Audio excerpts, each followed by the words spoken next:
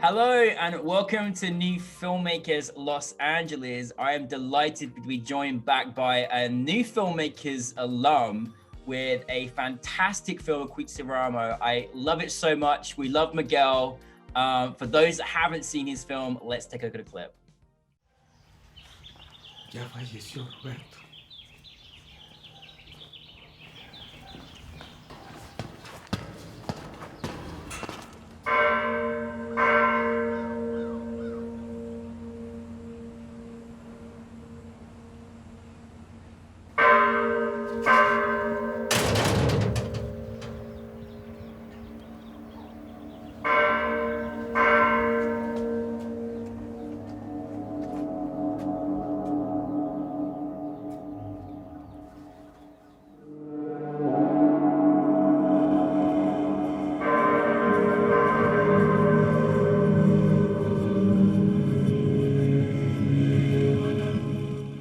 Miguel, I love that you just keep making movies and keep bringing them to us. This is amazing. Thank you. You guys are my home. That's where I premiered the first feature that I produced. So, New Filmmakers LA is my home.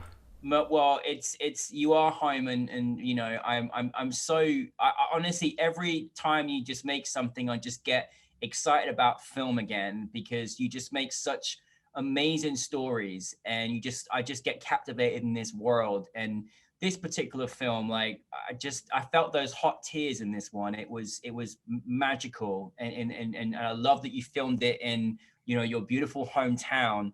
I'm already excited. If you haven't noticed in this interview, I'm already excited. But for those that haven't seen it, tell us the brief synopsis, Miguel, of your film. So, the story of Acuitzeramo is about an elder named Salvador, and he lives in a small rural Mexican town. He's gay. He loses his partner that he's been with for 15 years. So, he calls his partner's estranged son, who lives in Chicago, and lets him know that one, his father is in a small town in Mexico and he had passed away, and two, that he was gay. So his partner's son takes a flight to go to his funeral, and these two characters are challenged to see whether through empathy, love, and understanding they could bridge a cultural, generational, and economical gap that they have, a different class that they are. It's an amazing film to watch. Like honestly, from the moment the way you set up the scene, just showcasing the town that he lived in, this kind of person that this guy is, the hurt and the pain that he's feeling, but you could feel his pain, and you could feel him not having necessarily many people around him to sort of just empathize with him. And I really felt that. And what a magical actor he is, because you're just mesmerized in him. He's amazing. Tell us a little bit about, before we get into the actors, tell us a little bit about where the inspiration came for you in creating this particular story. So, like you said, Danny, I grew up in that town and I split my time between Mexico, that town, and the US until I was about 14. And I remember growing up in that town, there's often these elders that just never marry. And, the what people say is that, oh, well, they never married because they never found the right person. So, as an adult, that I started reflecting on, all these elders that never really married. I'm like, did they really not find anybody, or were they not free enough to really love the person they wanted to? So in these rural towns, it's sort of like, Catholic heavy. You don't talk about gay. It's not a city, it's a small town. So people don't even know how to open that conversation. So there's a lot of people that just don't even know how to come out. That's not even part of anything that they can do. So the story started developing through that, of like, what would it be like for an elder who actually decides to live with his partner in a small town, and what would his life be? And it started developing from that idea of my personal growing up there.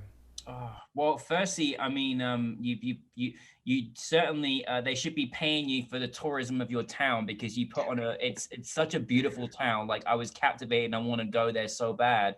And then just this, I think, certainly being part of, the LGBTQ community myself, that's one thing, but you realize, as I know, coming from a small town too, and particularly from a different generation, how much harder that is, particularly when you've had children and you go on and, you know, you maybe find the person or the person that you want to be as well, and how difficult that is. And I just thought that you captivated just this essence of loss in a way, like you just realize how much he loved his partner in a way that was indescribable with words, you know, but you felt it. Was that kind of something as well that you kind of almost wanted to articulate in the film? Because, you know, I mean, sadly, you know, it's horrible to lose people, you know, one day, but it's hard also, you know, particularly he may not find that connection again, you know, and how difficult that is as well on top of everything else. Yes, I mean, that's something that, you know, of course, eventually we all go through. And I think that's a subject that's not really touched in terms of the gay elder community, of having to lose a partner, especially if they're living in a place where it's not necessarily accepting of who they are. So that's definitely something that I started with. I do know that, you know, that Acuitzeramo actually takes place in a small town, and it's about this man, but I feel that it transcends borders, and it represents every family, every community, every city where love and tolerance is lacking. So Salvador, you know, goes through this whole journey, and in the end, you still get a glimpse of hope that he's actually transforming the town. One thing that I was very clear is I did not want to make it, you know, this suffering man, or make it, you know, a tragedy in the end. I wanted to leave it with the glimmer of hope. Oftentimes I think in a lot of gay films or narratives, like, you know, we feel that for being gay it ends in a catastrophe, or, you know, in tragedy. And I wanted to start shifting that in the work that I personally do, because the narrative allowed for that. And even the name Acuitzeramo actually is Spanish, and it's part indigenous from the Purepecha language, and it means the serpent will be king. And I like that because, you know, as you know, in a spiritual context, a snake means shedding the past, new beginnings, starting all over, and, you know, new future. And Salvador actually does that in the course of the film. In the end, you have the man that walks past him and says, you know, keep your spirits up. And you get a sense that he's starting to transform the town, and it's going to be changing. And all he did was just accept himself and be who he was. And you get a sense that the town will be changing and coming around. And this is why Miguel needs to keep making films, okay? Because, and I absolutely love that you mentioned that. And I love that, you know, the actual, you know, came from a very spiritual place. And I also, you know, the film just stems with love. Like, if you honestly, anybody needs to watch your film, and you can't help but just feel the love that just sits in there, and how that should conquer everything that holds us back. And it's really beautiful, because you don't feel, you know, I think that love gave him so much in his world and his life, that it's almost given him, you know, a battery life to continue life, because he had that, he felt that, he experienced that. And love, you know, whether it's in a, you know, heterosexual relationship or whatever, it's just love, you know, and that really shone through in this story. And I really love that, particularly for people in the community, you know, of older and small towns, other places, other countries. I'm so glad that you took this particular story, because, you know, we don't see enough of this. And you know, but listen, let me tell you, I was just, you know, mesmerized by the people that you picked for your cast. And so tell us a little about how that came about together. So the son, Luis Aldana, he's a longtime collaborator with me. So I've known him for about 20 years, over 20 years, and we, you know, collaborated in theater at UCLA. So we've been in each other's lives for a long time. So it just made sense to cast him in this, because one, he's a phenomenal actor, and two, I've been working with him so much that it's easy for me to just convey ideas on the spot, and he understands quickly, sometimes without words, what I'm trying to say. So he was cast, and he's the executive producer on it as well. We both have a production company called Cabaldana Alchemy. And then Sal Lopez, initially I tried to cast in Mexico. I tried to get a Mexican actor, and it got really complicated with the legalities and working with casting directors in Mexico City. And, you know, we were close to shooting, and we didn't have many options. We had a couple, and I wasn't satisfied. It just wasn't bringing that heart that I really wanted, that you speak of this character. And then we realized, why don't we just cast here in LA? We know so many Latinx, so many Mexican actors. Let's just do it here. And Sal came to mind, because we've also done theater work with him, with the theater company. And I sent him over the script and I said, you know, Sal, he's a little bit older than you, but I think you're a chameleon and you'll be able to do it. So he read the script, he loved it, he came on board, and that's how he was attached to the project. I did have to remind him a couple times to walk slower because he's youthful. I'm like, no, you're a little older, so let's take that again. You're walking a little too fast. You have to walk with pain in your back. I love it. And so you all went, so you obviously cast the whole thing and you all went down to your hometown to film this? Yes, and it was so bizarre. And I had told the town, you know, like people in the town, the folks there that we were going to be filming, and I think their idea of filming was that I was going to have like a small camcorder and film. And as we're, you know, walking the streets, our team was very tiny, but it was still about, I would say about 18 people. So as we're walking the streets filming, everybody was just in shock. They're like, what are you doing? So they kind of had a kick out of it as well. And kind of, it was an experience for the town to be able to see this, you know, filming take place in the town. Well, well, firstly, I love that you went down and filmed it, you know, in your hometown. How special that must feel as well. Like, I just felt it must be special to film back in a place that means a lot to you. So I'll tell you something that was also really bizarre and interesting. So my dad, his house there when he was younger, in his like late teens, early 20s, he started a theater in that small town where he would actually project on a major white screen. And, you know, as he married my mom and then he kind of worked in it, he had a legit theater in back of his house that had seating and everything, and he had projectors. So I grew up basically in front of a theater, and I could peek out my window and kind of see the screen oftentimes late at night, and my mom would tell me to go to sleep. So that our house was a theater.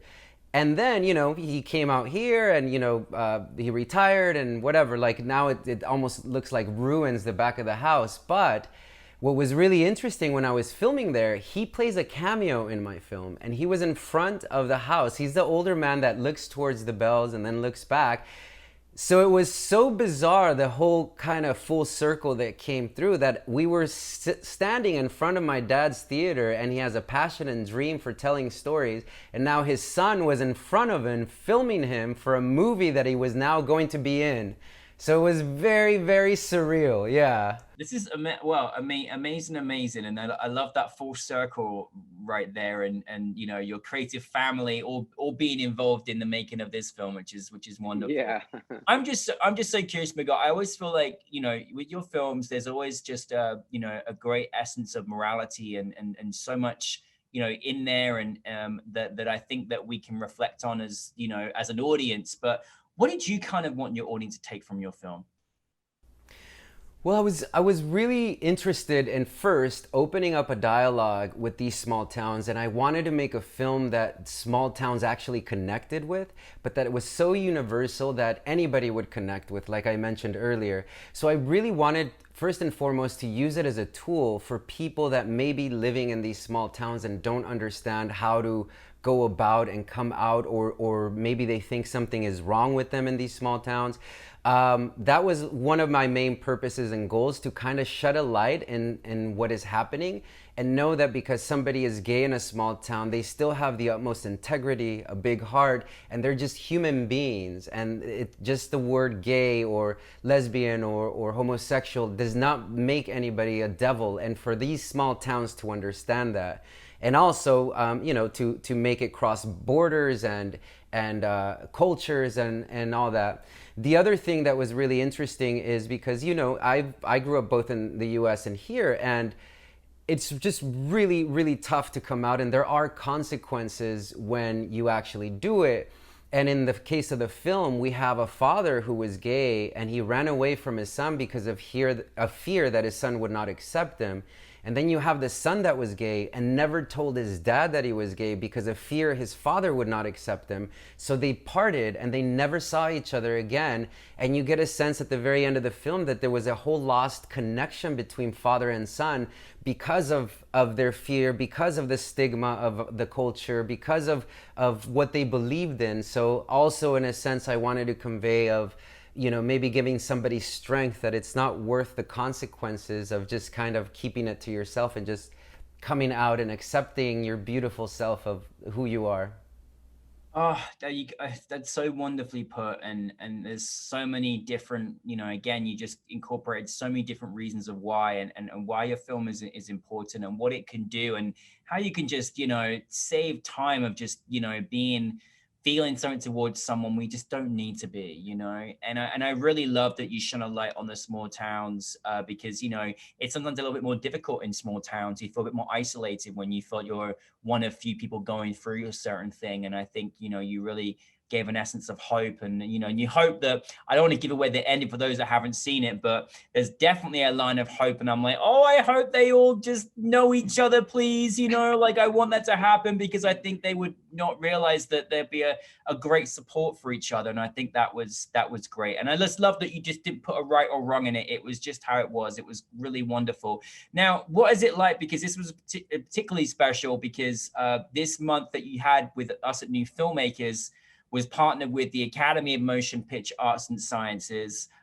It was extra special because it was a celebration of Hispanic Heritage Month. What's been the feedback, and how exciting has it been to bring out this film, and what's it been like for you? I mean, my experience with you guys is always beautiful. So I had a really, really wonderful time. And even though it was online, I didn't know what to expect. And it was much more than I ever hoped for, this experience with New Filmmakers LA. And in terms of the response, I get a lot of emails of people that have seen it in festivals. I think one of the upsides of this whole online festivals now is that it gives access to a lot more people that wouldn't go to the festivals because they can't afford to travel. So now they could just buy a ticket and really enjoy these films. So it opens it up, and they become more accessible. So I get random emails from people, like one of the latest ones, it was a guy who said, you know what, how can I get a copy of your film? Because my godfather is from a small town, and we know he's gay. He just doesn't know how to do it. We don't know how to do it. And I want to sit down with him and watch this film. Another guy, right before that this month, was telling me that he reached out to me and he said, I've never told this to anybody. I am gay. I want to tell my parents, but they're very traditional, Mexican, old school. And I want to show them the film and then come out to them after. So the response of what it's doing to people is just amazing, amazing. And I can't wait till it's in my eyes. That's beautiful. How much do you feel, Miguel? Isn't that like, I mean, that must just be the height, like that must just fulfill you in a way that you can't even describe. I mean, that must be amazing. It's incredible, Danny, incredible. And just like you, when I was reading the message, I was in tears. I was like, oh my God, the power of art, the power of love, the power of just putting something out there, and it will be received. So I was just, overwhelmed all the times. And, I've had other messages before, and, but those two were the most powerful ones that actually brought me to tears. Oh my goodness, that is every reason why you make film, and that's every reason why your story is important. But well, listen, I mean, you can't really get higher heights than that. I mean, I think that is a great validation for you. Now I know you're going. There's a rumor of another feature coming through. What's next for you, Miguel? What's next on the horizon? So there's two features. The one that we're pushing, yes, two. The one that we're pushing right now is called Angel in Retrograde. And it's about the character Angel, who has a brutal car accident and he forgets the last 20 years of his life. So when he wakes up from his coma, he can't remember his wife, he can't remember his daughter, or anybody that's been in his life for the last 20 years. As he starts, going back home with his wife and his daughter and adapting to his life, he comes to a realization that he's been living the last 20 years in the closet. So we're playing with this man who just went internal after a bad experience and just never came out. And now that he has an accident and he's forgotten all that, he has a second chance to really accept himself, who he is. So that's one of the films that we're doing. And the other, yes, we're so excited. We hope, and if all goes well, we hope to shoot in May. So hopefully, maybe it's ready in time next year, 2021, for you guys. And the other one that we're working on is the feature film of Acuitzeramo. And this time it's going to be from the perspective of the son. So we're here with him in Chicago, and it's his experience of going to a small town where he feels completely out of place, where he's gonna find himself and, you know, accept what's happened in his life. I'm glad you said that because I needed more. You took me into a world that I wanted to be in longer, you know, and so I'm glad that there's a feature coming through with that, because honestly, it's a brilliant story, and it you know, I mean, you've shown a great teaser then, I guess, to the feature, you know, which is wonderful. Well, I mean, Miguel, I just, you know, I always love that you're pushing boundaries and you're, you know, bringing us closer together through love in your filmmaking, and it's always an honor and a treat to be able to have your films. And you know, I think if there's certainly testaments every time you're making film of why you're making film, and we're just very grateful. So thank you for this one. We can't wait for the features. We're ready and waiting. Okay, so just please, as soon as it's possible, please keep making movies for us. Thank you, Danny. Thank you so much, and thank you to New Filmmakers LA and Larry, and you're so amazing. And yes, I can't wait to be back and doing this interview again with a feature.